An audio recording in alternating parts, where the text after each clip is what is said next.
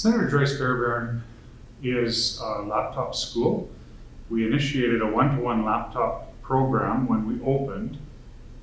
The students in our school are issued a Lenovo laptop. We lease the computer to the students over the course of the 3 years. That allows us to control the software. Our technology department works to support the students with troubleshooting. We can also load all of the district's software onto the machines. We've found over the years that it makes it really easy for our teachers because all of the students in the class have the same machine. Machines are very functional. They operate as a regular classroom computer and a tablet. And certainly through the course of our COVID, when we've been going home and being at school and at home learning, the students all having the same machine has really given us a lot of advantages, and we're really excited about where that's going to take us over the next few years as our students' learning curve, but also our staff learning curve has been huge with technology and what we're able to do with students and how we're able to push their education and their academics through technology. We've had lots of questions about the fall, and certainly we're hoping for back to normal. We will set our school up in 3 different ways. We'll set our school up for a similar operation that we have now, where we have to abide by social distancing and lots of COVID restrictions. We will also set our school up in the eventuality that we had to go home again, which none of us certainly are hoping that that'll be the case, but I think we need to be prepared for everything.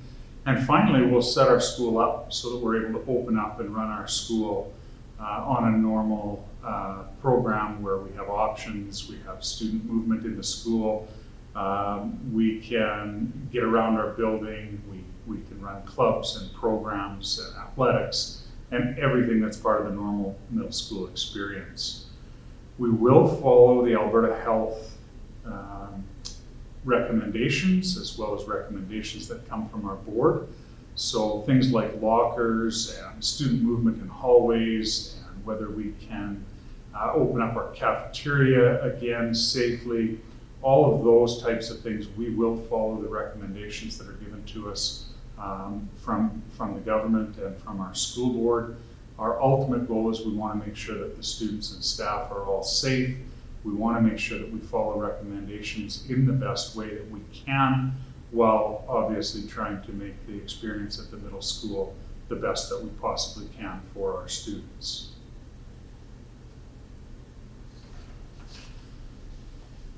We are currently working through all of the things for the fall, like bell times, schedules, timetable, options, selections, all of our orientations and those opportunities for students to get in and see our school and just make it part of their lives and really give the students ownership of our building. We have 3 afternoons planned later in June that we're hopeful the circumstances in our province will lighten as we move into June, and we can get our grade 5 students over and show them around. So we're hoping that we can take one of our feeder schools each afternoon in the last week, bring them over, walk them around the school. But obviously we're going to be cautious because the last thing we want is to increase in exposure to any of our staff or any of the students that would be coming over to visit. If that doesn't happen, if we're not able to do that, we've got some contingency plans in place that we will be able to afford opportunities for students, like today where we've got a video and you can see the building. We will provide opportunities when it's safe and when we're able to do so for our students to get in our building and just become comfortable with it before they start up in the fall. In the fall, the first day of school will be grade 6 only. Our grade 6 students will have the run of the building. They'll be able to come in, walk around. We'll issue the laptops to the students on their first day so that we're basically up and running. Our grade 7 and 8 teachers will be there to support the grade 6 students. And then the following day will be grade 7 and 8s only. And the grade 6s will stay home. Our grade 6 teachers then have the opportunity to help our grade 7 and 8 students, and teachers get set up and ready to go. And then by the third day of school, we're up and running as normal as we possibly can, and just ready to start the school year. We will communicate everything through our website, so if you missed something today, in the middle of June and July when we start to get antsy and we're wondering, please go to our website as your first information point. We will take all of the information that we have through the meetings, we'll update our videos, and we'll make sure that that's our first point of contact. Because obviously if you're looking for something at a time that's convenient to you, our website is our first point of contact for our parents, and we try to do the best job we possibly can to make sure that all of our information is included in there. Hi everyone. One of the questions we had asked in our survey was, what does athletics look like at the middle school level? Athletics at middle school is about opportunity. It's an opportunity for students to find out what they're good at and what they like. Here at Fairbairn, we give you the opportunity to explore athletics in 5 major sports within a governing body called the LSAA. That's the Lethbridge Schools Athletic Association. The 5 sports that I'm talking about are cross country, volleyball, basketball, badminton, and track and field. Students at the middle school level can compete in 1, 2, 3, 4, or all 5 of those activities. At middle school, we also give you the opportunity to explore these different sports at different levels. We have a G Club level, which is an entry level. It's where most of our grade 6s would start. And then we have, for those that are quite promising or show aptitude toward a certain sport, we have what we call our D Club or developmental club. And that essentially is a farm team for our top level, which is our rep teams, our varsity teams. And those varsity teams take part in the LSAA leagues, where they would practice every night, they play in league games, they play in tournaments, and they have city championships in all of those sports. It is a great opportunity for you to come out and find out who you are, to find out what you're good at. And I'm going to encourage those of you who have never done athletics before, you don't know you're good at it unless you try. So I'm going to really encourage you to try and come out and see who you can really be. If you could be a star athlete here, move on to high school, and you never know where your career ends up. You could end up a university athlete or higher than that. Wouldn't that be something? But the biggest thing is, you don't know unless you try. I had a question about extracurricular, about clubs here at Fairbairn. We have all kinds of clubs here at Senator Joyce Fairbairn that you could get involved in. They range everywhere from Lego, Dungeons and Dragons, Positive Spaces Club, we have a chess club, we have an arts club, and it varies throughout the year based on student interest. Yeah, that's right. You, the students, sometimes can direct what clubs are available. And the way you do that is you find you and some of your friends, and you approach a teacher or one of the wellness teams, and you mention to them, hey, I'm interested in a robotics club.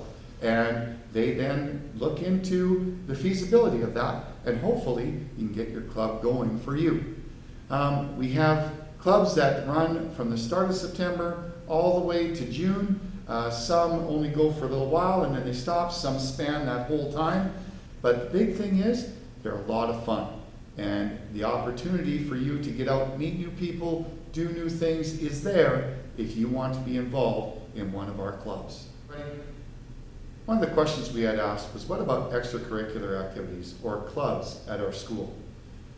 Fairbairn offers many different opportunities for students to be involved in clubs and extracurricular activities. They span from everything from arts club to music to drama productions, and all the way over to clubs like Chess Club, Dungeons and Dragons. There's the Positive Spaces Club. Some of these clubs run during the school day, but some also run after school time as well.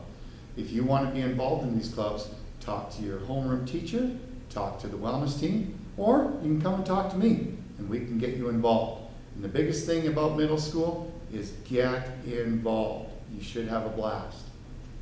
One of the questions that was asked in our parent survey was about busing. You need to know that busing is handled by Southland Busing Company within Lethbridge School Division, and the routes are not posted until about mid-August, in through around there, and that would be the finalized routes. Buses do run the first day of school, and students do not need a bus pass to get on the bus that day. So if you were wondering, how am I going to get to school on the first day of school, the buses do run. Students will receive a bus pass from their homeroom teacher, and if you were curious if you were going to qualify, generally the rule of thumb is 2.4 kilometers away from the school. If you were outside that, then you qualify for busing within Lethbridge School Division. Some people try to calculate that using Google Maps. That's not the way it's calculated. There is a program called Versatrans, which is used to calculate the actual distance. And if there was a discrepancy, you can appeal whether or not you qualify or not. And you can obtain a hard copy of that appeal either from our school district or just contact the school and we'll help you out. So you are only allowed to have, though, one bus pass. That means if you lived at mom's house or dad's house, you would need to then choose a specific route or maybe a place that you're going to spend more time at, and that would be the bus route that you would take. Now, if you end up 1 week at mom's and the next week at dad's, and you may not have a bus pass for that, but you're only allowed one, so you have to work up transportation for that, okay? That's a pretty important point, and it would be a decision that you and your family would make. Non-bus students, they walk to school, ride their bikes, they scooter to school. We do have bike racks. We do have scooter racks where you can lock up your bike or scooter, and they are kept safely here at the school. You do have to provide your own lock for those, but it is another way to get to and from school. If you did have any questions about busing, we do have a tab for that. I believe it's under parents, and then busing on our school website, and you could check that out. If that doesn't answer your questions, you can either try to call here at the school or call Cheryl Shimbashi down at the board office. Hopefully that helps you and answers some of your questions. One of the questions that was asked was about our wellness or counseling team here at Fairbairn. We do have a wellness team here at Senator Joyce Fairbairn Middle School. They are an amazing group of people, and they support our students in a number of different ways. They can provide everything from emotional support to conflict resolution, to help out with problems at home or with students in the school. Maybe it's a bullying issue. Maybe it's time management, learning how to manage your time better in a middle school setting, and plus a variety of other different services that they provide.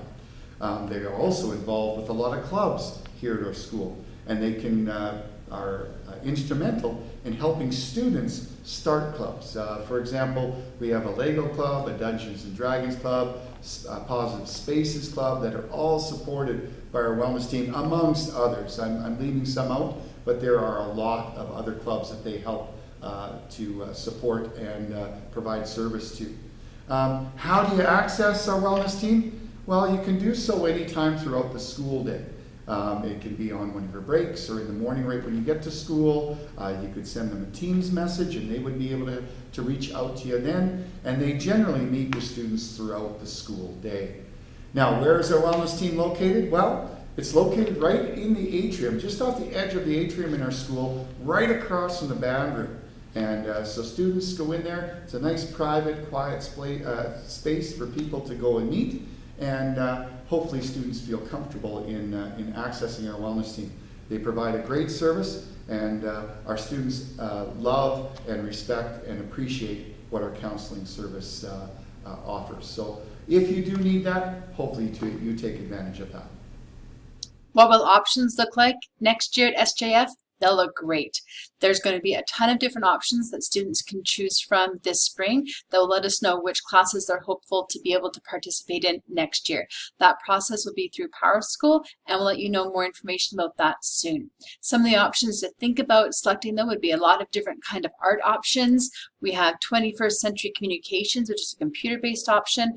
There's band, choir, dance, drama, foods, French, modern languages, which is German and Spanish, intro to guitar, industrial arts, construction or woodworking, sewing, yearbook, and those are just some of the ones that we know we'll be able to offer next year, assuming we're back to normal or near normal operations. There's also going to be other options that may be offered based on teacher interest or student interest, and those details will come out as soon as we have them.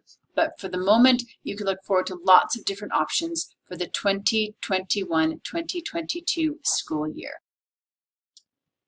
At some point, we all need a little help to be the best version of ourselves. And that's no different when we are in a classroom ready to learn and ready to show what we know.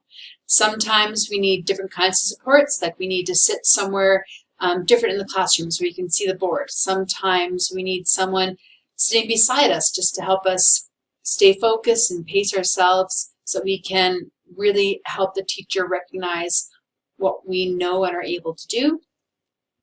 There's different supports available for all sorts of different reasons, for all sorts of different students in all sorts of different ways. And one of the things that I'm really proud of how we do here at SJF is supporting students. As I mentioned in our transition answer, we spend a lot of time talking to our feeder schools about learner needs, and we make sure we have the appropriate supports in place using the resources we have available to us to the greatest degree possible. We have an amazing team of educational assistants, teachers, support staff, learning support teachers, and admin who all wrap around kids to make sure that they have every opportunity to be as successful as possible. A lot of these supports are outlined in student individual support plans, behavior plans, transition plans, all sorts of documentation that comes along so we can learn from past experience how students learn best and make sure we have those same opportunities set up for them here. If the child needs supports, supports are available. We will work together as learning teams to make sure that we recognize what those supports are and come to a common understanding of how to best support students, not only to help them be as successful as possible, but to do so as independently as possible. Perhaps one of the greatest advantages we have here is also our laptop program, because that adds a level of assistive technology that is not found anywhere else in the division. Our students are incredibly well versed at how to access the adaptations that are inherent in those technologies. Readers, visual aids, all those kind of things are there for them at a click of the button, and we make that accessible to all students so that everyone can be as successful as possible. Although many of our students come to us with their learning needs really well identified and outlined and supports in place to help them do the best they can, sometimes when they get to middle school, things change a little bit. They might have done really well in elementary because that environment really matched their learning styles quite well, and just the slight differences or sometimes the big differences that they find when they get to middle school are just enough to put a little bit of a speed bump in their way. Maybe they start to struggle in ways that they didn't in elementary. When that happens, when teachers or parents or the students themselves begin to realize that, hey, they're not doing as well as we would expect them to, we have a very well thought out continuum of support in place that helps us identify what needs are not being met and access resources to make sure that those needs are met. That looks like lots of open communication with parents and guardians. That looks like team meetings amongst teachers to see what's working and what's not and how we can make changes to help what's not working become a little more effective.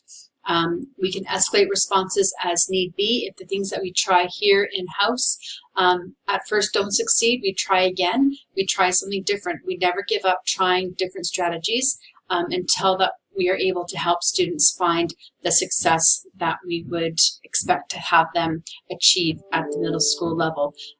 Lots of times just by what we do in class, doing that a little bit differently makes all the difference, but sometimes we need to dig a little bit deeper, and the division has those resources available for us as well. We can access learning teams and school psychologists to do even further assessments if need be, just to answer questions that allow us to focus resources and supports so that students are able to achieve the goals that are identified for them.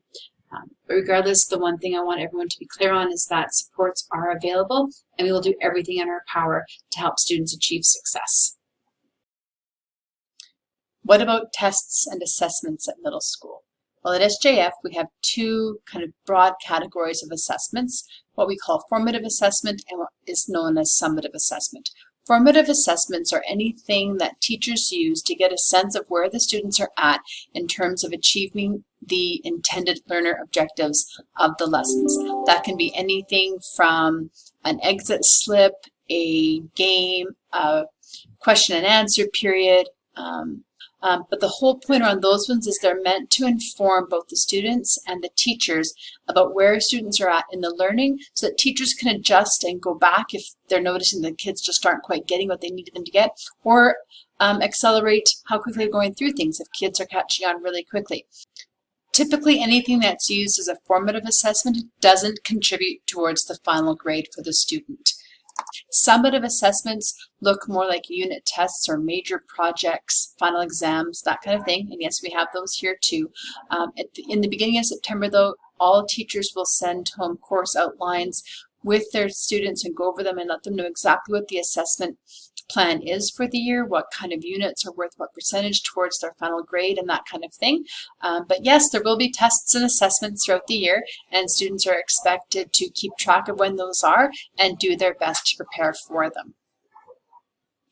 One thing parents can do to help keep track of how their students are doing at school is to make sure they're accessing the PowerSchool parent portal. When teachers upload grades and assessments to PowerSchool to generate that final grade, all that information is accessible to parents and students through PowerSchool. So please keep an eye on that and give you some good information as to how your student is doing. And we also encourage, if you have any concerns about how your child has done on a particular assignment or test, that you please have a conversation with your student first to talk about how they prepared, what they thought about the assessment, that kind of thing, before contacting the teacher. Oftentimes, a lot of answers can be given just through your student, and then work together with the teacher to put a plan in place if you need to go that far. But sometimes just a conversation with your kid, hey, did you study? No? Okay, well, let's make sure we do that next time. If it's a bigger problem than that, then certainly reach out to your teacher, but please start any conversation around how a kid is doing with your child. We know that transitioning from grade 5 to middle school is a big year. There's lots of nerves and lots of excitement, and we're going to do everything we can to make sure that all the questions you have about what grade 6 in middle school is all about are answered before you get here. That being said, we also know that kids are incredibly resilient, and they actually don't need a whole lot of prep before they're ready to go the first day of grade 6. A lot of the transition to get the middle school ready to welcome our grade 5 students happens behind the scenes. We spend a lot of time talking to our feeder teachers and the staff at the elementary schools to learn as much as we can about the students before they get here, so we know what their learning needs are and that we can make sure we have the supports that they need to be successful in place right from the get-go. All that work is done so that on the first day of grade 6, we're ready to go and letting them be the greatest version of themselves possible. To help them get ready for grade 6, we do have a couple of things planned, such as tonight, where we're going to hopefully answer as many of your questions as possible. We're also going to host another night in May where we talk about options and show you how to select those for next year.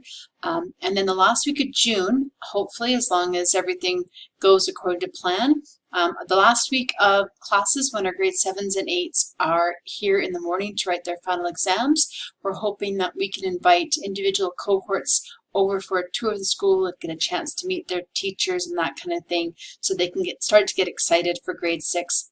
But at the very end of grade 5, we're hopeful that in the meantime, they can really enjoy the last few weeks of their elementary school experience, really be the best grade 5 student they can be, enjoy where they are, well looking forward to where they're going to come.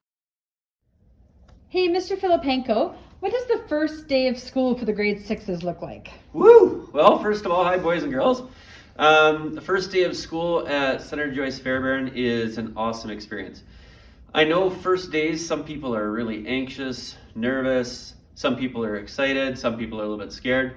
But at the end of the day, the biggest thing that's the most important is that you know that we're going to take care of you. We have a very, very caring staff that puts students first and foremost. So anything that you're at all nervous about, we're going to take care of. Now, for the fun stuff. When you get to come in, you get the whole day. So that means you get to learn everything about the school all to yourself. We get the entire place. So when you first come in, teachers will greet you, you'll come to the classroom, and it'll be like every other first day you've ever had. So this is going to become your new norm. This is going to be your new building, and within a little bit, couple weeks, you're going to feel right at home here. Couple of things that we get to talk about. We get to talk about all the amazing facilities we have here. So you're going to get a chance to tour the school. You're going to see our great big atrium. You're going to see the drama room, the art room. You're going to get to see everything that we do in band. You're going to get to go see our computer room, sewing.